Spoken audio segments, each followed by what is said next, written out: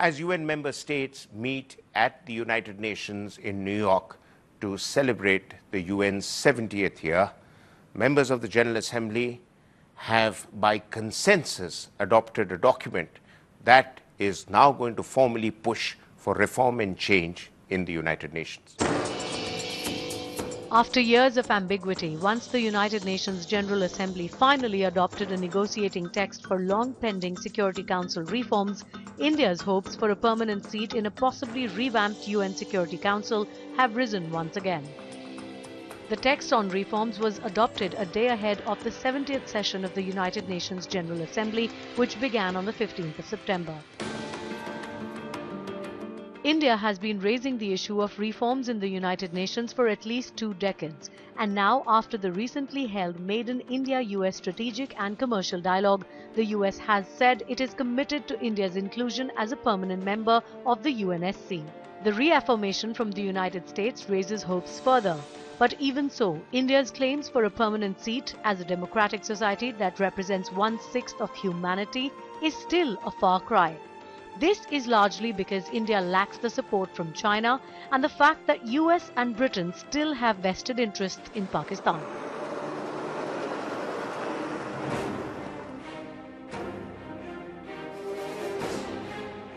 There is, however, one area where India's record has been unmatched by any of the UN's P5 members, and that is in peacekeeping operations, a primary responsibility of the United Nations Security Council, as its way of helping countries torn by conflict to achieve sustainable peace, implemented by troops serving under the UN Operational Command.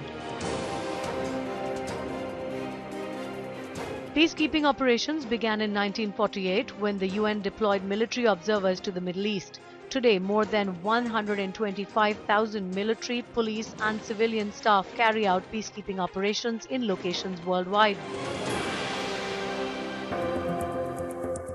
This has led to large casualties among peacekeepers, with 1,000 dead in the first 45 years from 1948 to 1993 and another 1,000 in the next 20 years till 2004. Today, the figure is in excess of 3,000 and India leads the world with 157 casualties. India's spontaneous and unreserved participation in UN peacekeeping operations over the years has been a clear demonstration of the country's commitment to the objectives set out in the UN Charter, not in terms of rhetoric and symbolism, but in real and practical terms. The UN, in its 70th year, is finally looking at moving towards some reform. To what extent the UN will speed up the process of reform, and what are the possibilities of reform at the UN, and what are continuing to be the biggest challenges for the UN. To look at those issues, we have 2 eminent experts. We have Ambassador Chinmay Garekhan, who has been India's permanent representative at the UN and has been advisor to more than one Secretary General at the UN and has enormous experience of UN operations in other parts of the world also.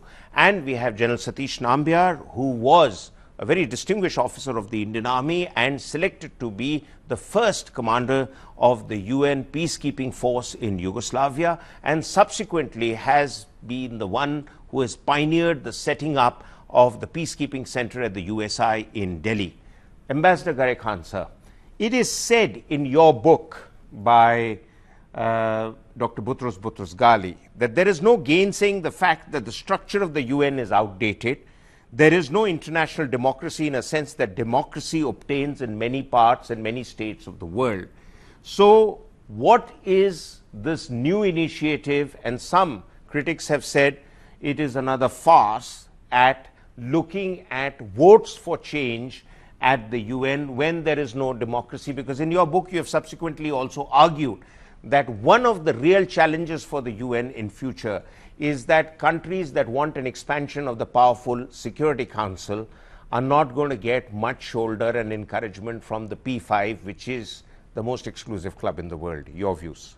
The decision taken by the United Nations General Assembly on Tuesday, the 14th of September, I would call it an earth-shaking event, but it is some significant step in the process of bringing about some reform in the composition as well as the functioning of the Security Council. Security Council, as we know, is the most important organ of the United Nations in the field of peace and security, and the entire global community is interested in ensuring that the Council functions in the way it was envisaged by the founders to function. It functioned for a while. During the Cold War, of course, the Security Council was deadlocked most of the time, but in the aftermath of the end of the Cold War, especially in the decade of the 90s, the Security Council, in my view, did quite a commendable job in handling crisis situations in different parts of the world.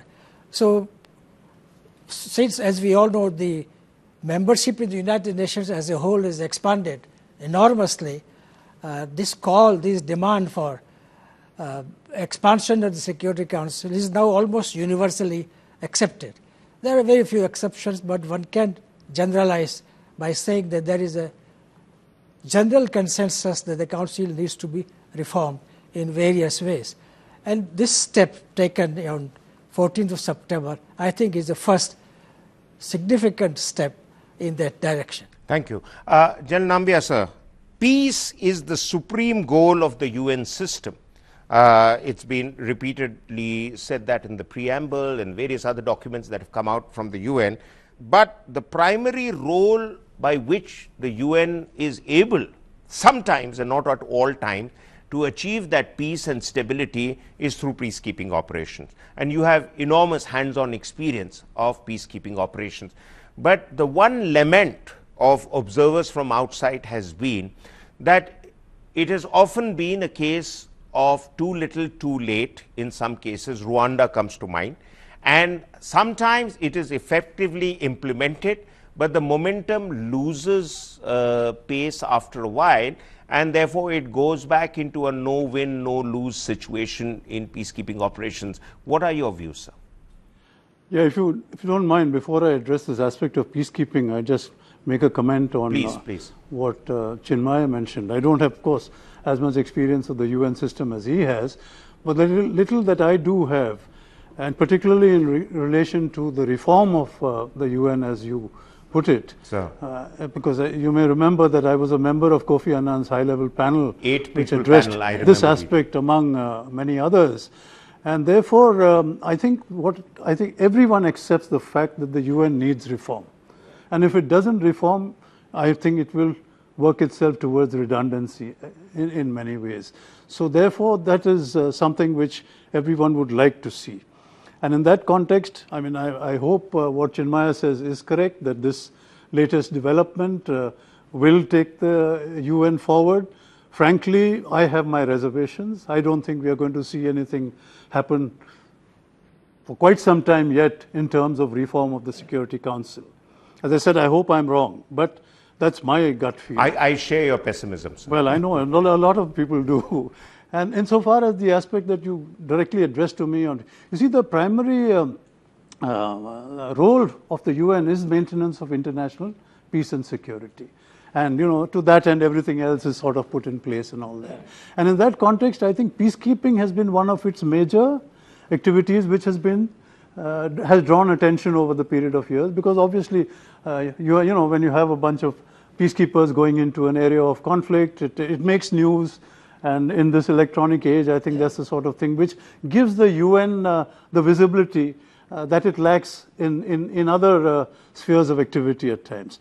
But I would say that that again, peacekeeping has had its ups and downs, and its basic flaw, or shall we say inadequacies that emerge in the few instances where things have gone seriously wrong, has basically been due to lack of political backup support. It's nothing to do with the peacekeepers on the ground. It has to do with the fact that the people who send them there do not give them the political support, backup support that is so essential if peace is to be brought to a conflict area. The vital instrument for service of the international community, as foreseen by everybody, is the Security Council. But during the Cold War, there was veto against veto, and therefore it was semi-paralyzed, if not entirely. And now the geopolitics of the new system, where new powers and new rivalries again are not letting things move, classically in the case of some of the conflicts in the Arab world. And since you've been advisor to the UN on the Arab world, what are your views?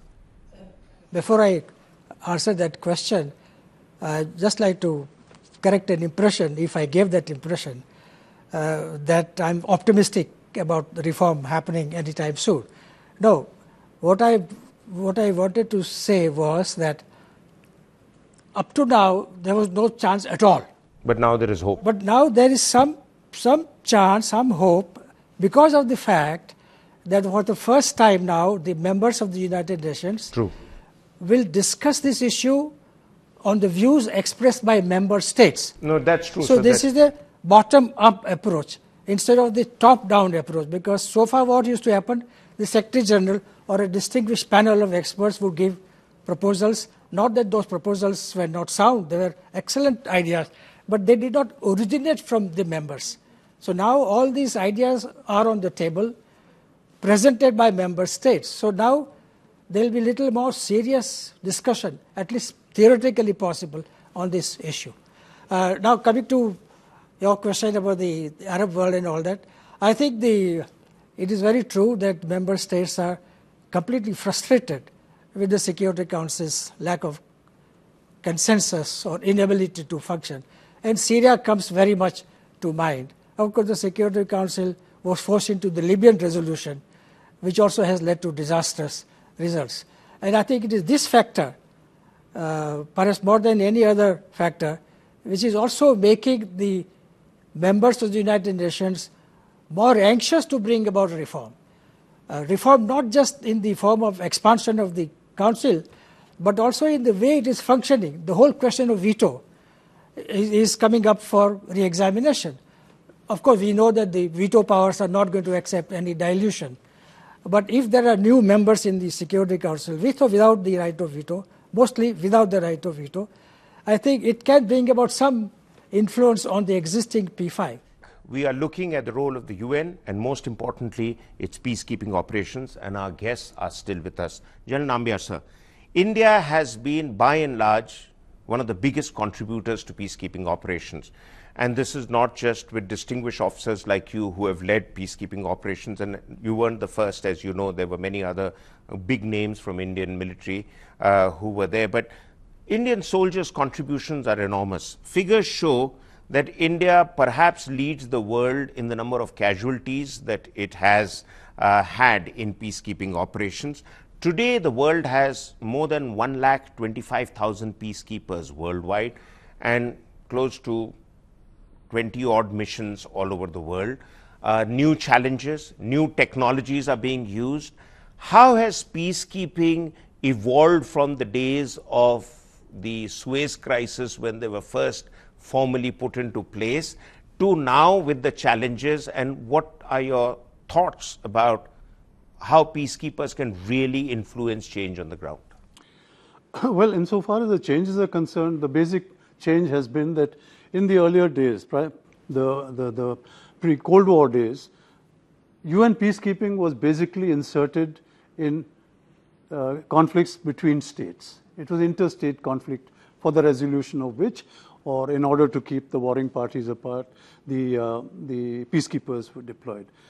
After the Cold War, actually, most of the peacekeeping missions have been in terms of intrastate conflict, dealing with intrastate conflict, where either what was an unitary state begins to fall apart, or states have a civil war situations on their hands, and therefore, when the international community decides to intervene with a peacekeeping mission, you're formed. So that is the basic change. Now, whereas in the old days, peacekeepers were dealing with organized forces, that is, armies of the respective parties to the conflict. Today, they are dealing with thugs, warlords, gangs, armed gangs, and things like that. So to that extent, the whole concept has undergone a change. But I think one of the most significant changes has been that whereas in the old days, when states were at conflict, 90% of the casualties were probably military. Today it's the other way about. 90% or even more of the casualties in the conflicts that are current today are civilians. And because of that, the international community is conscious of the need to make sure that they are protected. Now, protection of civilians has become one of the cardinal challenges that the peacekeepers face. Now, that brings with it a lot of problems. Now, that is not to suggest that in earlier days the peacekeepers did not use force. Our own example, the Indian Army, the Indian government's contribution to the first operation in Congo in the 1960s. I mean, it was sort of very important that the separatists, the rebels, who were seeking the secession of Katanga, led by Moses Shombe, had to be dealt with. And in fact, it was the first and probably the only Paramveer Chakra awarded to an Indian officer in those operations. Absolutely, it came about because the Indian brigade had to launch combat operations against those people, and therefore the use of force was, I mean, it was literally a combat. Sir. And in that, we lost 39 killed. Yes. And about 120 and we also wounded. used IF aircrafts for this is the person you referred to was my contemporary at the Indian Military Academy who lost his life. From the Gurkhas. Salaria, Captain Salaria from the 1st 3rd Gurkha Rifles. Right. So this is the change that has taken. Ambassador, sir, my question to you is that it is said, and your book refers to this, that it was only after the attacks on the US of 9/11 that the US president questioned the relevance of the United Nations in the changed global circumstances, as General Nambiar has been also suggesting that conflicts have changed, the role of UN peacekeepers have changed. So in that, there was an initiative that was put together, and by 2005, as you've said, a 6-part agenda emerged from that initiative for reform, which looked at a range of issues from economic and social threats, going to interstate, intrastate conflicts, terrorism, drug market, mafias, etc. Now, do you feel that all this documentation and all this effort that has gone in, has it really changed the UN's approach to bringing about a better world, or we are still caught up in your enemy's enemy could be your friend? I think that we should not forget that the United Nations is basically treated by all countries, not excluding our own, as one of the instruments that is available to it in foreign policy. Forget about all the idealistic words that countries use, that we believe strongly in the principles or purposes of the Charter. Yeah, everybody does that. But basically everybody approaches the UN to further its own national interest. And wherever possible, we would justify our decision or a particular position in terms of a principle. But when the principle doesn't suit us, we will do what we think we have to do. So there is no country which is perfect or ideal in this respect. I think, as you said rightly, it is still a battleground of competing interests.